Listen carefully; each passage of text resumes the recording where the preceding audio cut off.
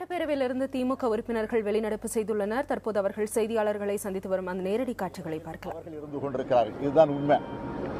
சரி, அதற்கு பிறகு அமைச்சர் அவர்கள் மேலும் பதில் தருகிற நேரத்தில் மாசு கட்டுப்பாட்டு வாரியத்தை கடந்த கால ஆட்சி அதை காசு கட்டுப்பாட்டு வாரியமாக மாற்றி இருக்கிறது என்று ஒரு சொல்லை சொன்னார். உடனே நான் எழுந்து அமைச்சர் அவர்கள் தவறான தகவலை தருகிறார், அதற்கு பதில் தர வேண்டும் என்று சொன்னேன். அப்பொழுது சபாநாயகர் அவர்கள் பேசி முடிக்கட்டும், உங்களுக்கு வாய்ப்பு தருகிறேன் என்று சொன்னார். அமைச்சர் பேசி முடித்தார். அதற்கு பிறகு நான் பேசக்கூடிய வாய்ப்பை பெற்றேன்.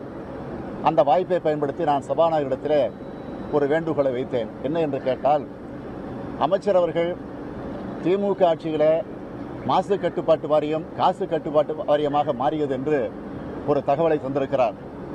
அவர் அதை நிரூபிப்பார் என்று சொன்னால் நான் அதை ஏற்றுக்கொள்கிறேன். அவை குறிப்பில் அது இடம்பெறுவதிலே எந்த தவறும் இல்லை. ஆனால் அது நிரூபிக்கவில்லை என்று சொன்னால் அதை எப்படி அவை குறிப்பிலே ஏற்றுவது? ஆக ஆதாரத்தோடு சொன்னால் அதை ஏற்றுக்கொள்ள தயார். இல்லை என்று சொன்னால் தயவு கூர்ந்து அந்த வார்த்தையை அவை குறிப்பிலிருந்து நீக்கிட வேண்டும் என்று நான் கேட்டேன்.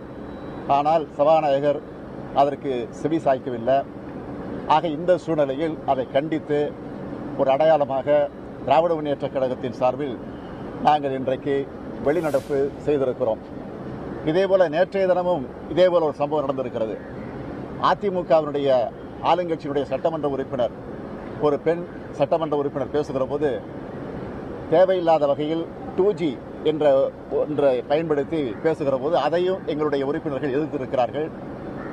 ஆக 2G என்று பேசுகிற நிலையை இருந்தால் அம்மையார் ஜெயலலிதா அவர்கள் இன்றைக்கு உச்சநீதிமன்றத்திலே அவருடைய சொத்து குவிப்பு வழக்கு அப்பீல் செய்யப்பட்டிருக்கிறதை அதை பற்றி பேசுவதற்கு எங்களுக்கு அனுமதி தந்தாக வேண்டும் என்ற அந்த கோரிக்கையை நேற்றைய தினம் எங்களுடைய உறுப்பினர்கள் எடுத்து வைத்திருக்கிறார்கள்.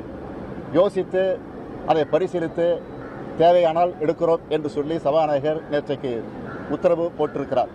ஆனால் இதுவரையில் எடுக்கவில்லை.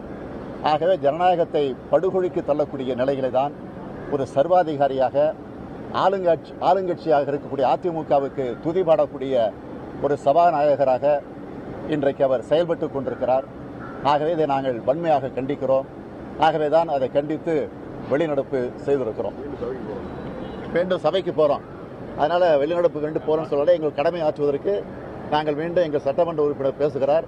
எனவே நாங்கள் சபைக்கு போகிறோம் என்பதையும் உங்களுக்கு நான் தெரிவித்துக் கொள்கிறேன்.